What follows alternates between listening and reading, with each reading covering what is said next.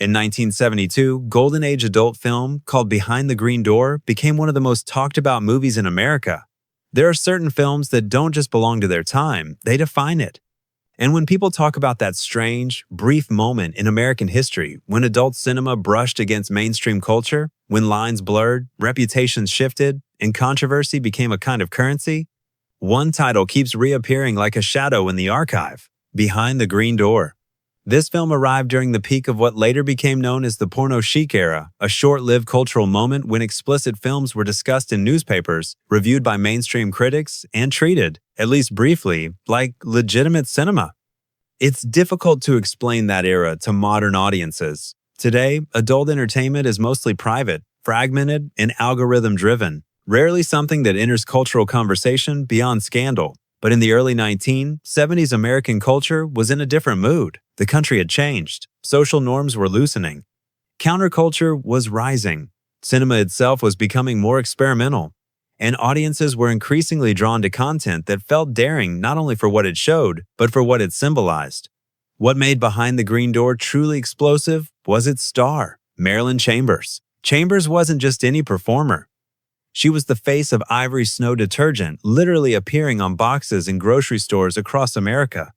The product's slogan, 99 and 44 over 100% pure, she represented wholesomeness, cleanliness, the American girl next door, and then she stepped behind the green door.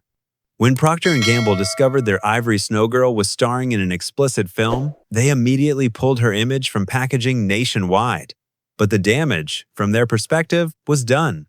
The media seized on the story. National newspapers ran headlines. Television news covered the controversy. That contrast alone created shockwaves. The public wasn't just reacting to a performance. They were reacting to the collision of two worlds, the safe commercial America and the underground rebellious America. And Marilyn Chambers stood right at the intersection. Behind this cultural explosion were two San Francisco filmmakers who understood exactly what they were creating. The Mitchell brothers Artie and Jim weren't just filmmakers, but club owners and self-styled entrepreneurs of provocation. They operated out of the O'Farrell Theater at 895 O'Farrell Street in the city's North Beach district, a venue that had become synonymous with the Bay Area's underground adult entertainment scene. Their ambitions went beyond genre. They wanted events, not just movies. The brothers understood that what sold tickets in the 1970s wasn't simply content, it was curiosity. And Behind the Green Door was built to maximize curiosity. It wasn't presented like a cheap feature. It was presented like a mysterious invitation. The title alone feels like a dare. Not a statement, but a threshold. A promise that once you go in, you don't come out unchanged. What makes Chambers' role fascinating isn't only the controversy, it's how she performs the film's mood. In many later adult features, performers often appear confident from the start, as if they already know the destination. But Chambers plays her role as if she's discovering the world in real time. Not fully in control, not fully resistant either. Her screen presence carries a kind of dreamlike detachment, not robotic, not exaggerated, just distant enough that it feels like you're watching a ritual rather than a straightforward narrative. And that's the key. Behind the Green Door is structured like a ritual. It doesn't unfold like a traditional story, it unfolds like a passage. The film begins with what feels like a setup, a woman pulled into a hidden environment. But it quickly abandons realism. Logic becomes secondary. Motivation becomes blurry. The camera stops asking why and starts insisting on watch. And here's where things get really interesting from a filmmaking perspective. Visually, Behind the Green Door is unmistakably a product of early 70s experimental cinema. It borrows from stage performance. It borrows from psychedelic editing. It borrows from avant-garde lighting and theatrical framing. The film is filled with darkness and spotlighting, creating the impression that the viewer isn't just witnessing events, but watching a performance designed to overwhelm the senses. And this is where the Mitchell brothers were unusually clever. They didn't just try to make something explicit, they tried to make something stylized. They aimed for surrealism.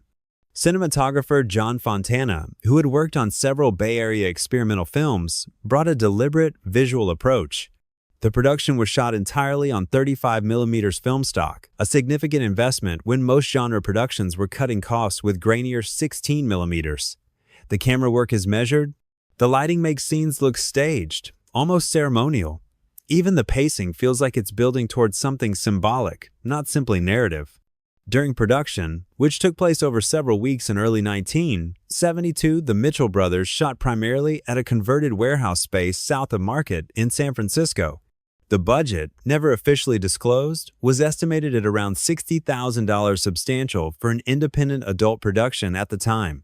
Let's face it, the timing couldn't have been more perfect, because the early 70s were the ideal environment for a movie like this to be treated seriously. American audiences had already been trained by New Hollywood cinema to accept discomfort and experimentation. Films like A Clockwork Orange and Last Tango in Paris were causing controversy in mainstream circles. Provocation was fashionable, so when Behind the Green Door arrived, it didn't appear alone. It arrived inside a cultural storm. The theatrical release strategy was carefully orchestrated. The film premiered at the O'Farrell Theater in June 1972, but the Mitchell brothers had already seeded the story to local press. When the Ivory Snow scandal broke, it went national within days. Behind the Green Door secured bookings not just in dedicated adult theaters, but in some legitimate art house cinemas. In cities like New York, Boston, and Los Angeles, it played venues that also showed foreign films and experimental works. This crossover positioning meant the film reached beyond the typical audience. The film grossed an estimated $25 million during its theatrical run, an extraordinary figure for an independent adult production.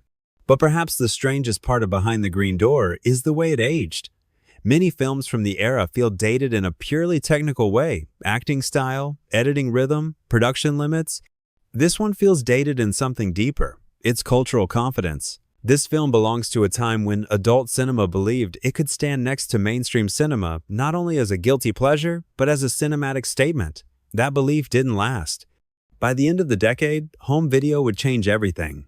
Adult content would move from theaters into private spaces. The communal aspect of the experience would vanish. Budgets and ambitions would change with it. And so films like this became relics of a lost world. Not just a lost genre, a lost cultural moment. For Marilyn Chambers, the film became both burden and legend. She wasn't just a performer, she became a symbol of that era's collision. Innocence versus rebellion, mainstream versus underground, privacy versus spectacle. She would go on to make several more adult films, but also attempted to transition into mainstream acting, most notably appearing in David Cronenberg's Rabid in 1977, though Hollywood largely kept her at arm's length. For the Mitchell brothers, success brought both fortune and tragedy. They continued producing films and operating the O'Farrell Theater throughout the 70s and 80s, becoming fixtures of San Francisco's underground culture. But their partnership would end in violence. In February 1991, Jim Mitchell shot and killed his brother Artie during a confrontation fueled by drugs and paranoia. It was a shocking end to a creative collaboration that had produced some of the most significant adult films of the Golden Age. In the end, the title remains perfect. A Green Door suggests mystery, a hidden world behind ordinary life. And in 1972, audiences believed such doors were everywhere waiting to be opened, daring them to step through. Some doors opened to liberation, some opened to chaos. But once you stepped through, you couldn't pretend you hadn't seen what was on the other side. Behind the Green Door remains, decades later, one of the most famous doors ever opened in American film history.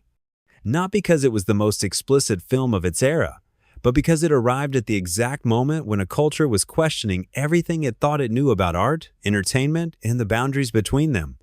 Behind the Green Door stands as proof that the Golden Age wasn't just about content, it was about belief.